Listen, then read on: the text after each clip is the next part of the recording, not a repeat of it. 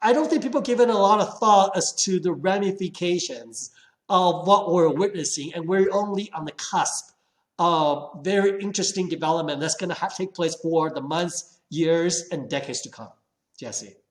So you mentioned having a currency potentially backed by gold. So I wanted to get your thoughts on tokenized gold and silver on the blockchain and if that could be a potential solution. The World Gold Council is launching an initiative called Gold 24/7 where they're looking to create a gold token. There's several apps out there that have a similar service. I personally prefer physical, but as somebody who travels around the world with all my possessions, it's kind of tough sometimes. I mean, I was at an airport not too long ago where I had 4 security guards digging through all my gold and silver, taking pictures of it, questioning. They'd never seen it before. They didn't even understand what it was.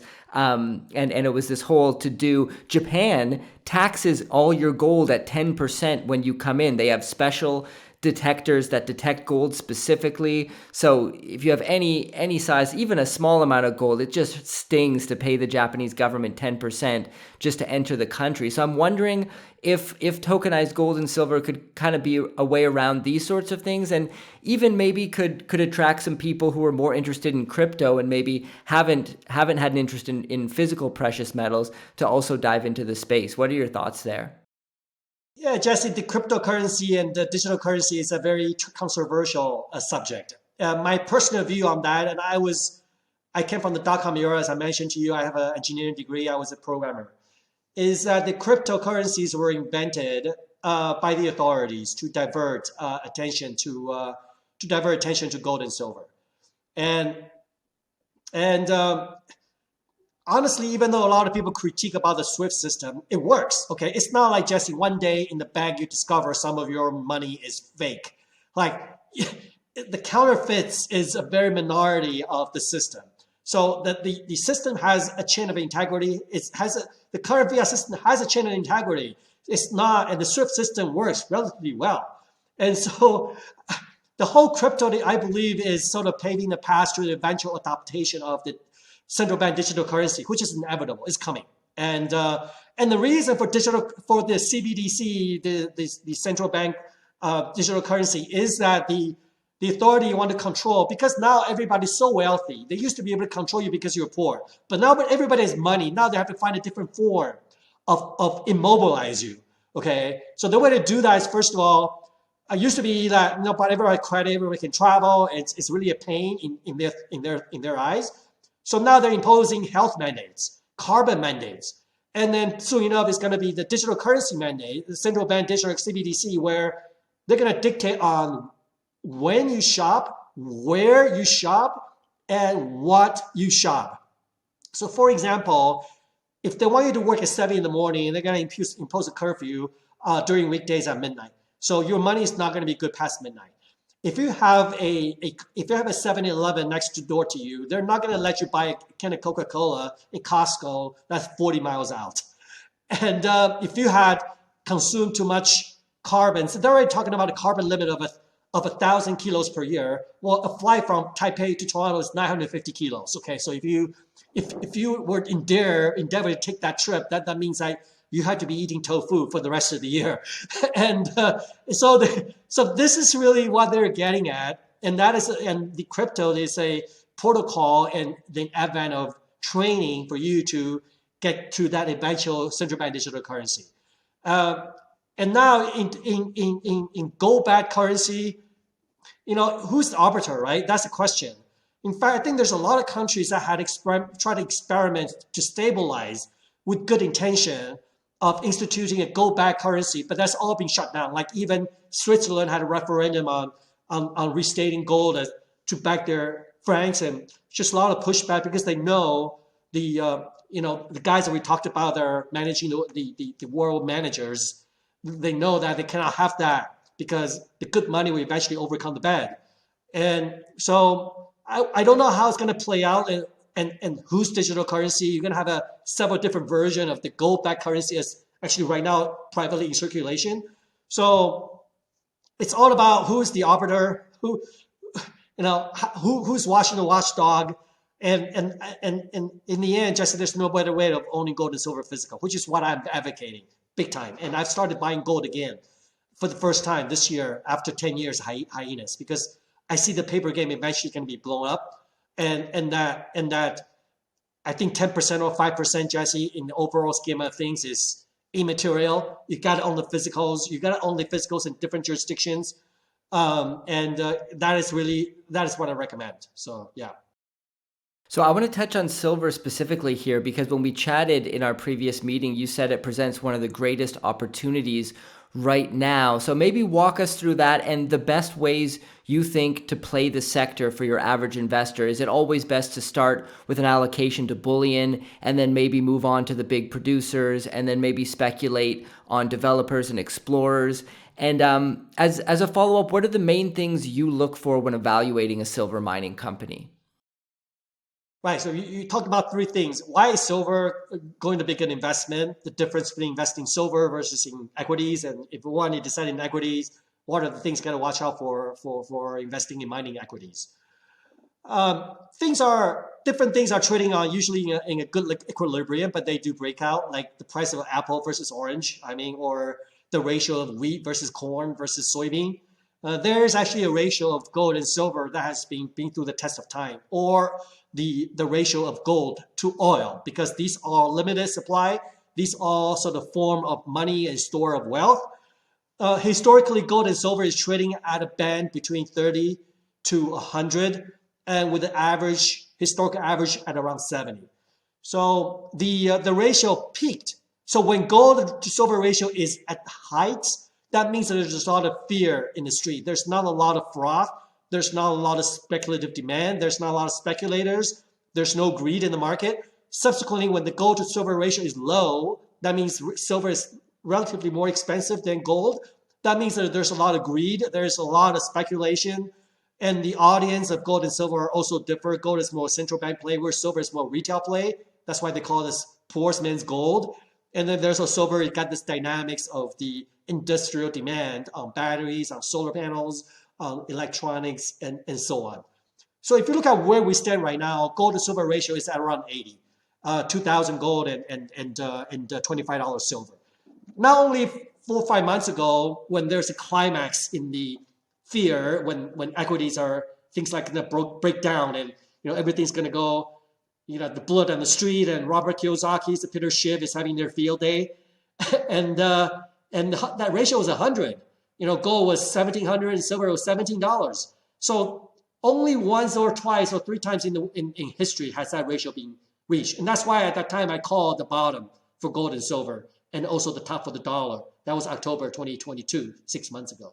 So since then, that ratio has quickly descended to 80, and gold right now is just over 2,000 and silver is 25. Once that ratio pendulum is reached one way, it's going to swing down the other way. It's almost without fail. And last time pendulum swung, it was silver went to $50 and gold was around $1,600, $1,700. So that ratio was 30. So if I peg the ratio of gold that's imminent to break out at say 2,400 this year, and then just say if things go really, if we get a little breather on interest rates, a bit of relief rally, a bit of a breather in sort of bearish view, and the resumption of a bit of a greed in the market at say even a 40 to 1 gold to silver ratio, which is at the lower end, and then divided by 2,400 divided by 40, you're looking at about $60 silver. So that would be sort of on the top end of my forecast for this year. But on the low end, I see gold. I see if gold were to break out, silver is going to break out that important resistance of $28. There's a brief technical stop at 35, but after 35, it could go anywhere. It could go wherever it needs to go, and the top is only established in hindsight. So relatively, in terms of the risk reward, gold's upside from here is around 20%, but the silver's upside here could be easily a double. So that's why I see, and fundamentally strongly back this thesis. And a lot of the gold investors, some of them are also retail, and they will be looking to swap into silver as well. So now talking about the question of silver versus equities. This is how I akin to compare to that to say holding US dollars versus S&P 500. Gold and silver is money. It's a store of wealth. It's a currency. It's very liquid. And so you would, depending on your risk tolerance and time horizon, just if you're 80 years old, right, you're not into speculation game. You're ready to figure out what is your nest egg and how much money, how much year you're going to spend. So in which case, it's not entirely like I would not be opposed to say put some money in very short term T-bills, ride the high rising rate, get some yields, and then put some money in gold and silver. You don't need to be specking on the equity market because you cannot, because a 20% volatility down is not in your cards. You're not ready for that. So the risk tolerance and your time horizon is very important. So for these investors that has a 3 to 5 year horizon, looking for a bit of maybe risk adjusted reward more than say the 20% looking for gold, then if you're looking at the mining equities, and I think a good example would be if a silver miner break even is at $30 and price of silver is 30, the company is not going to be worth much money because generally no earning. But if all of a sudden silver price go to $50, and if the mining company were to producing 10 million ounces a year, then all of a sudden the cash flow went from $0 to $200 million. And if you got on reasonable PE, the company went from peanuts to multi-billion dollar. And this is what happened last time round when silver is full, went to 15 in early 2000s. There are several junior companies like First Majestic and Silver Corp that went from $50 million non-producer to multi-billion dollars, 10 baggers. So that is how that company. But but at the same time, I want to just preface really quickly that for every company, Cinderella success story, unicorn, you have 3 companies that failed to get to that because of geopolitics, because of the inherent operational risk of a mining operation, or because of mismanagement of the mine, or some technical issues, or whatever, right? That's why I'm a very strong advocate of putting eggs in different basket in a mining company. And even the insiders within our industry, I often talked about, I personally lose a lot of money in investing in junior mining. That's somebody with 20 years of history and that do nothing but in the mining sector. So, and I've several of them go belly up. It's like Warren Buffett said, right? If you're a 30% bet, you just want to make sure you hit that home run and not to cash out too early, then that would more than compensate for the other strikeouts that you have seen. But I think just a quick note in that, besides Silver Elephant, which is because right now it's a buyer's market, there's more opportunities available in the mining space and there are capital that are deploying into the space because of the carnage from the cryptos. And then last year's the equity correction. You don't need to be speccing out for exploration story. There's plenty of companies out there. Several companies are quality and already made a discovery. The money they invested in the project exceeds the valuation of what they're trading right now. So I think these are very interesting stories that you should look into. And I don't buy into Rick Rose saying that management is paramount, the number one indicator. Well, if you have a lousy asset, you should be putting lipstick on the pig, right? It's not going to fly. So you got to marry that asset, talk to the management, understand that can the mine eventually can they develop a resource that could turn into the mine? Because the cost of developing a mine, the efforts putting into developing a small project is almost the same as into a big project. So you want to make sure whatever project you invest in, it's got to have the potential of getting to at least 3 to 5 million ounces of gold or close to 100 million ounces of silver. So these are the availability of the CEO and the potential growth of the resource base are quite important to determine at least the initial sort of qualification in your choosing the right mining company to invest.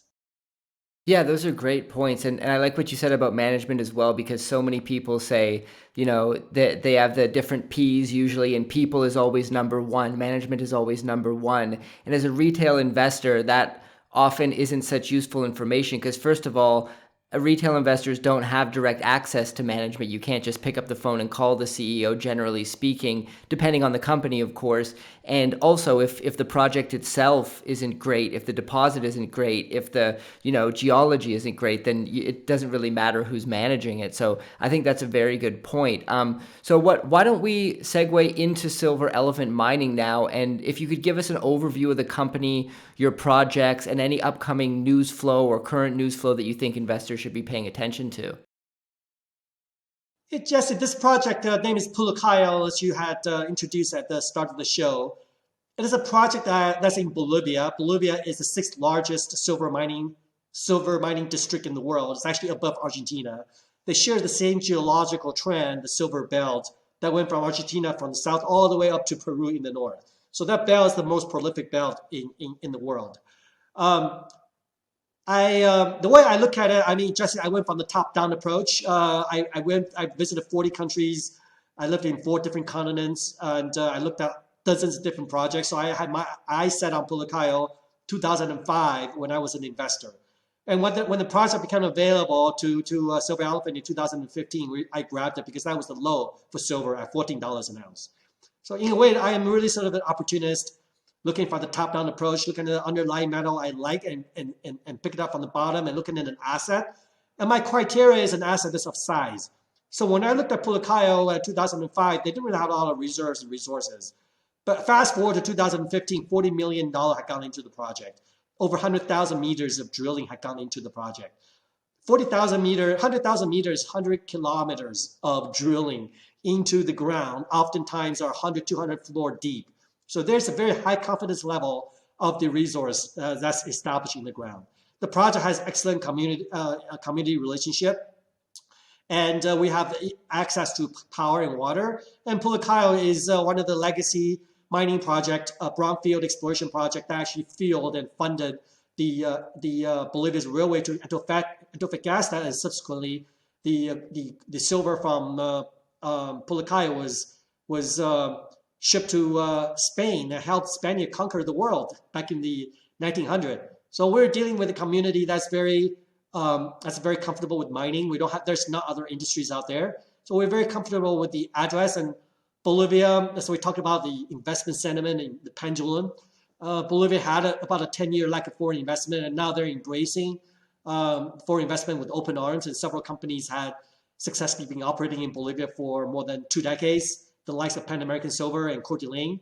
And Bolivia, as an investment destination, had attracted a few $100 million of investment raised in the Toronto Stock Exchange and New York Stock Exchange. So we're relatively comfortable with the jurisdiction.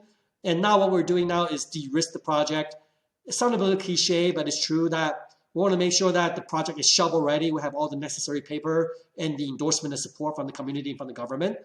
So that when the silver price is more like 20% from the top, then we'll be looking at either commission the mine to production if the capital markets were conducive for us to raise money, or we'll be opening ourselves to a competitive bidding by the strategic majors that are out there. However, it is my belief that the silver price is more like 20% from the bottom. Well, right now from 1650, so we're about 35% from the bottom, but we're about, we're nowhere near the top. We're about 80% from the top, and we're probably not going to be sort of discussing exit strategy or discussion about putting a mine into production at least at around $35 silver. So, and that could happen end of the year. It could happen 18 months from now. We have to wait and see. Well, I'll put a link to the Silver Elephant website as well as your social media profiles. Thank you so much for joining us today, John. Before I let you go, any final words you wanted to impart, whether about Silver Elephant, about the silver market in general, or whatever you'd like? Yeah, just even though gold has broken on your all-time high, it's kind of about 30%, and silver is kind of actually more than 30%. The equity are unloved. This is like 2002. It's a buyer's market, partly because of the crypto carnage and also the rising interest rate, the uncertainties in the equity market, given the mining company are in the equity class.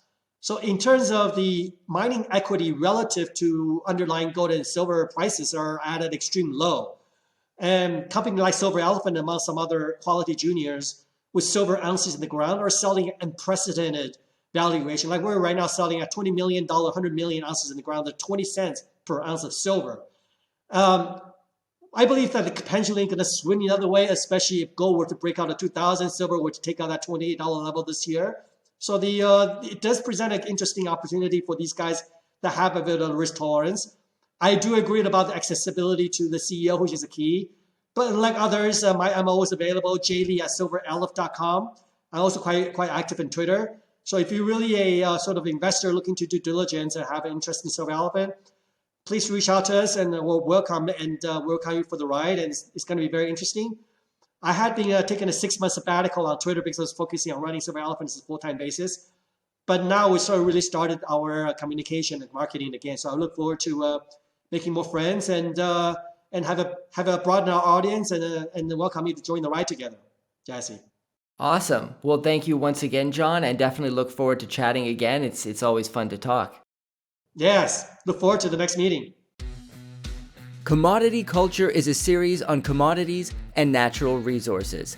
If you would like to see more, be sure to subscribe and hit the bell notification so you're always up to date with the latest episodes.